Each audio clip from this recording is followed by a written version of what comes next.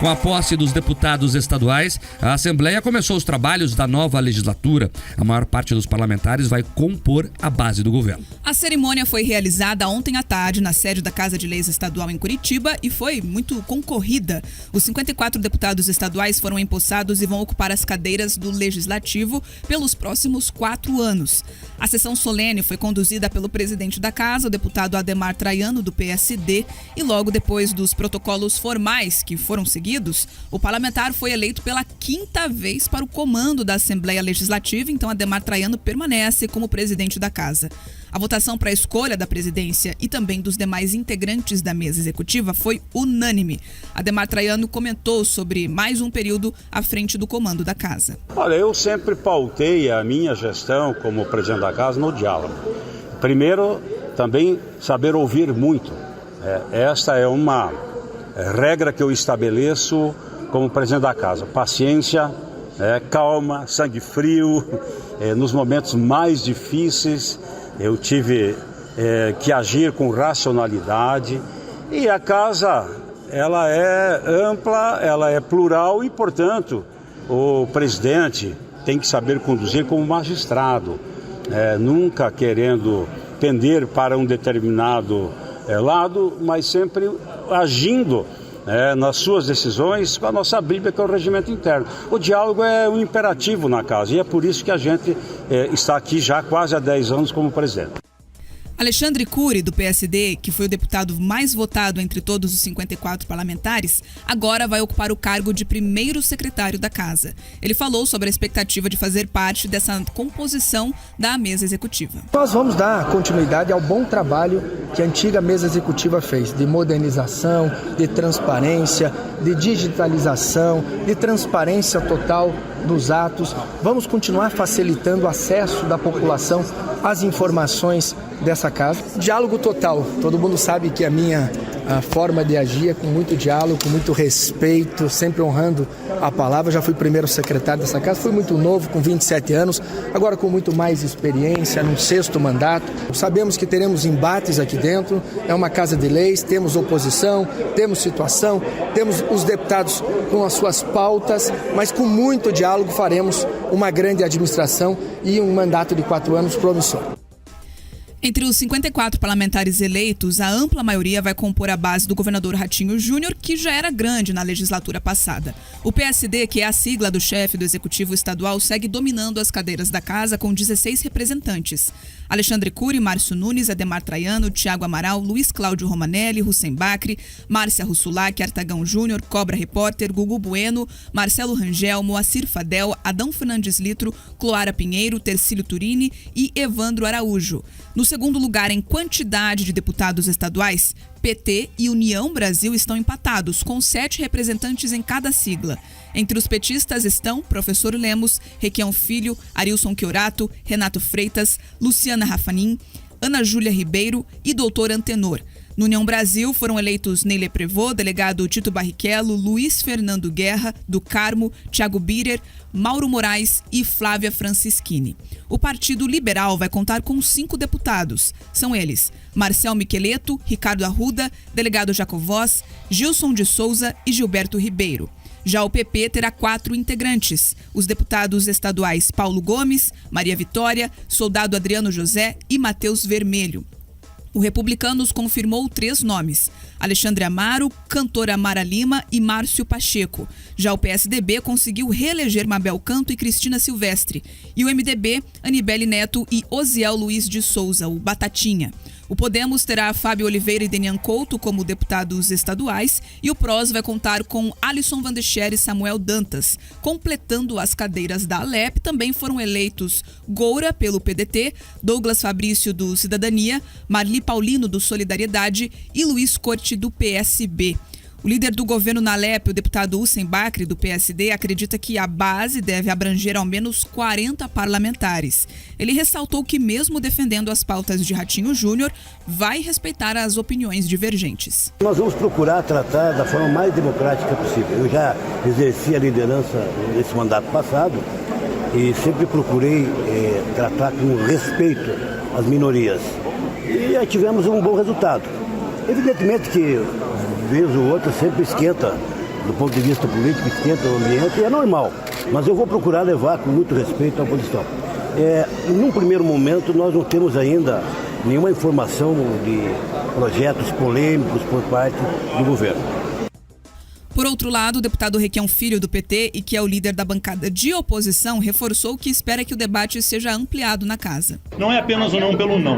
Na oposição, os deputados têm a liberdade de votar com aqueles que concordam e expor no que nós discordamos, apontar erros e fiscalizar.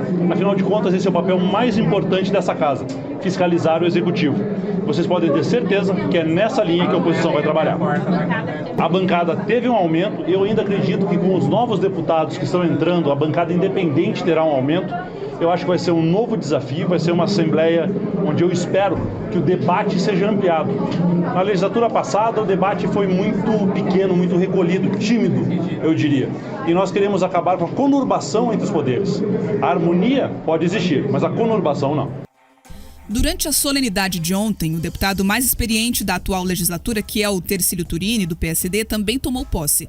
Ele está no 4º mandato e comentou sobre mais uma legislatura e também sobre essa relação com os parlamentares mais jovens. É um colegiado muito heterogêneo. Aqui você tem todos os setores representados da sociedade paranaense. Então é normal num colegiado heterogêneo que as pessoas pensem sobre diversos assuntos de forma diferente também. E a experiência que o jovem está trazendo, ela é importante também. Então eu acho que a experiência do jovem, com aqueles que já estão mais tempo aqui, que tem uma experiência de vida maior, que tem experiência profissional e tem experiência política, pode contribuir para eles, como eles podem trazer demandas, podem trazer para o debate matérias que às vezes não estão no radar nosso. Eu tenho certeza que vai ser uma ótima convivência e vai ser um aprendizado dos dois lados. Já a deputada Ana Júlia Ribeiro, do PT, é a mais nova entre todos e todas que foram eleitos.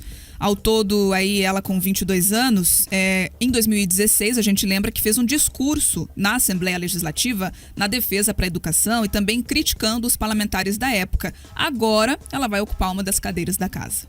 Eu estive aqui a primeira vez em 2016 na condição de estudante, como membro da sociedade civil, para defender a pauta da educação pública, para poder defender a concepção de uma educação mais democrática e mais popular. E naquele momento houve um conflito, houve um atrito, sobre as pautas da juventude e como o legislativo estadual da época compreendia e enxergava. Então eu fico feliz de poder, ao longo desses últimos 6 anos, ter trabalhado com todo o estado do Paraná, com toda a juventude, com todos aqueles que acreditam numa educação pública de qualidade na justiça social, para conseguir fazer presente também nos espaços de poder, também nos espaços de decisão, todas as pautas que a gente tratava, Então é uma alegria imensa. A próxima sessão da Assembleia Legislativa está marcada para a próxima segunda, no dia 6 de fevereiro.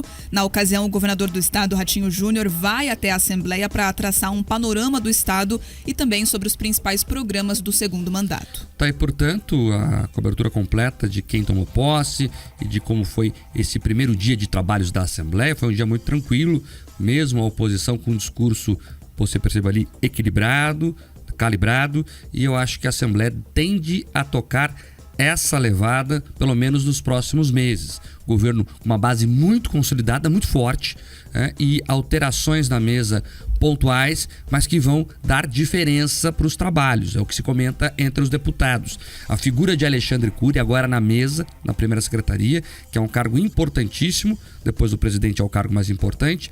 Por quê? Porque ele toca a gestão, é como se fosse o prefeito da Assembleia. Então, os deputados estão muito ansiosos para ver como é que vai ser a postura do Alexandre Cury, que é um municipalista, então conecta aí os municípios do Paraná e promete fazer uma gestão muito inovadora, com tecnologia, com mais transparência, que é o que a gente espera também. E você vê ali, então, uma base do governo muito consolidada, a oposição com cerca de 7 a 10 nomes e 2 independentes, que são os deputados da base do Podemos. Vamos ver o que vai acontecer de fato, mas a minha perspectiva, a minha impressão nesse primeiro momento, Pedroso, é que a Assembleia vai ter uma gestão e uma atuação mais tranquila, mais de bastidores até, nesse primeiro momento. Você acerta na sua análise, Mark. Quando a gente enxerga a composição da Assembleia, ela está espelhando o quadro político do Paraná. Ou seja, o domínio do governo ele é amplo e praticamente irrestrito. Vamos lá. Você tem o governador do estado, que é do PSD. Você tem o prefeito de Curitiba, a capital, do PSD. A prefeita de Ponta Grossa, do PSD. Então você tem um domínio desse campo político muito grande que refletiu na Assembleia Legislativa, elegendo o presidente e o primeiro secretário. Quando você pontua essa mudança ali na primeira secretaria, a saída do Romanelli, a chegada do Alexandre Cury, além de todas essas inovações, a questão do municipalismo, tudo mais, você já começa a temperar melhor as características dessa relação, inclusive com a gestão estadual. Mas por quê? O Alexandre Cury tem uma interlocução ali no governo do estado melhor do que o Romanelli, ele se dá melhor com alguns secretários, a pauta em relação à questão dos pedágios também colocou ele numa segurança um pouco melhor, né, em relação à pauta ali, principalmente no Palácio Iguaçu. As secretarias palacianas enxergam um comportamento melhor do Alexandre. Isso favorece, inclusive, esse tipo de interlocução. Então os prefeitos e os outros parlamentares mais jovens têm enxergado nele ali uma liderança para fortalecer esse relacionamento.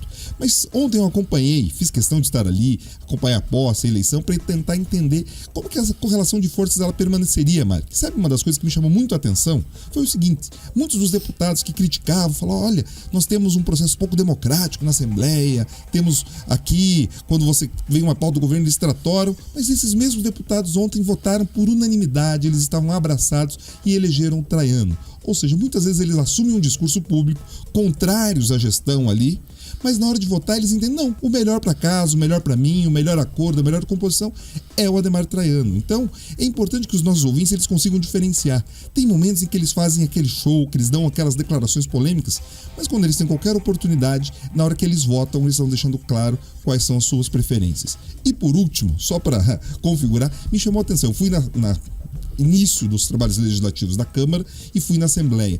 Nenhum, Mark, dos vereadores que foram eleitos deputados estaduais estavam lá na Câmara de Vereadores para se despedir, receber os seus suplentes que assumiam cadeira. Ou seja, eles tiveram aquela postura. Se um dia fui vereador, nem me lembro, não passei por lá. Agora eu sou deputado, estou em outro patamar. Inclusive, alguns colegas vereadores se sentiram razoavelmente frustrados com essa postura. Talvez a Ana Júlia, que era suplente, passou por lá junto com o Vagnoni. Mas a coisa mudou, Mark. Quem foi vereador finge que não lembra. Teve até uma postura mais cordata ali. Renato Freitas quietinho, recebendo orientação do Requião Filho, pertinho do Ricardo Arruda. Ou seja, nesse momento todo mundo muito cordato e seguindo aquela máxima.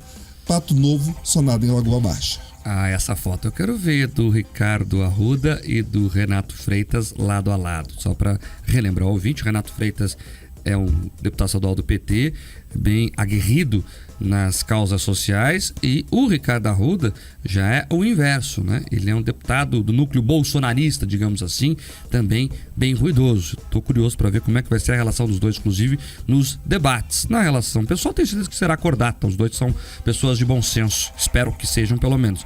Mas na tribuna, aí eu quero ver como é que vai ser o debate. Só para trazer um bastidor aqui, o Pedroso falou de uma certa hipocrisia aí, né? O pessoal brada forte, reclamando de algumas coisas, mas na hora do voto, né, faz o acordão. O União Brasil também protagonizou uma cena pitoresca, para não dizer o mínimo.